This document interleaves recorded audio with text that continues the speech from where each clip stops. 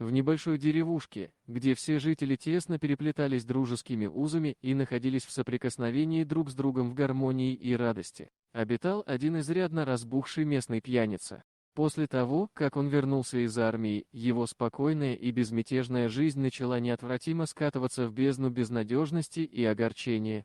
Все дни он беспардонно пропускал, погружаясь в глубины бездонного провала алкогольной зависимости, который становился для него все более и более непреодолимым. Его пагубный образ жизни не мог оставить его безнаказанным, и вот он стал регулярным, поистине привычным посетителем городского отделения полиции, куда его увозили постоянно, обвиняя в краже товаров из местного магазина и драках с местными жителями. У него не было родителей, все свое детство он провел в детдоме, после службы в армии он получил квартиру от государства, но его не устраивала его жизнь, и он решил, что жизнь в постоянном алкогольном опьянении – это лучший выбор. В один обычный день, когда пьяница вернулся домой после очередной ночи в трактире, он заметил, что к его дому прибился старый пес. Мужчине это не понравилось, и он с грубостью вышвырнул собаку на улицу, не проявляя к ней никакого уважения. Собака упала на асфальт и сильно ударилась. Пес, однако, не отступил и снова пришел к мужчине, словно упрашивая о помощи или просто ища тепло и понимание. Но пьяница был слишком углублен в свои проблемы и не мог почувствовать сострадание кому-либо, даже к такому беззащитному существу, как пес.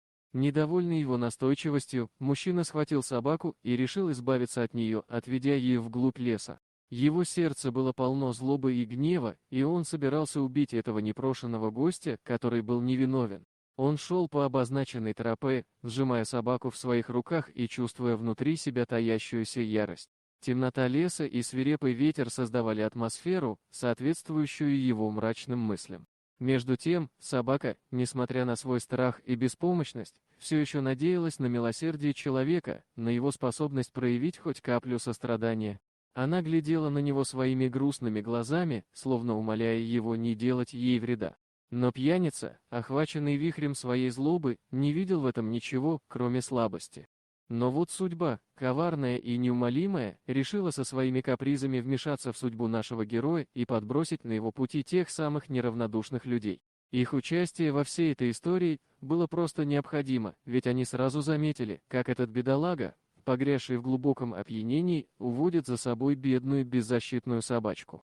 И они не смогли пройти мимо, они поняли, что если они не вмешаются вовремя, то столкнутся с настоящей трагедией, которая унесет невинную жизнь. И в их сердцах зазвучали струны сострадания и справедливости, и они не могли остаться равнодушными перед грядущей катастрофой. Они подошли к мужчине и попытались остановить его, говоря о том, что жизнь существа ценна и не заслуживает такого жестокого конца. Однако пьяница был слишком опьянел, чтобы слушать разумные слова и воспринимать их деликатно. Он начал орать и ругаться на этих людей, вопиюще требуя оставить его в покое. Невзирая на все усилия, предпринятые группой, пьяница не сдавался.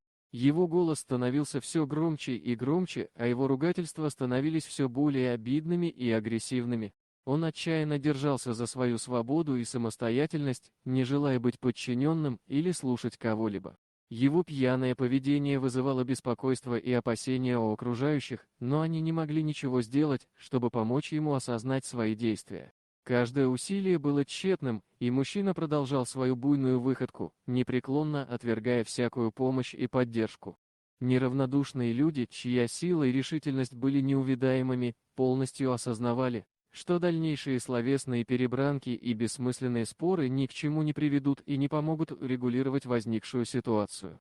Взяв смелое решение и полагаясь на правовой и социальные аспекты, они единодушно решили не тратить время на пустые слова, а немедленно обратиться за помощью к полиции, в надежде, что их действия будут записаны и задокументированы. Их желание и стремление заключалось в том, чтобы поставить точку в данном конфликте и восстановить справедливость, чтобы ни один невиновный не пострадал и правда восторжествовала. Некоторое время спустя прибыла полиция и остановила пьяницу, нарушившего закон и готового совершить ужасное преступление.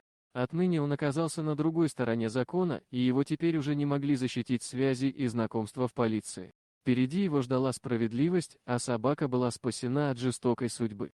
Теперь он должен был ответить перед судом за свои поступки, а полиция не смогла помочь ему избежать наказания. Он осознавал, что его свобода под угрозой, и его будущее уже не было таким безоблачным, как прежде.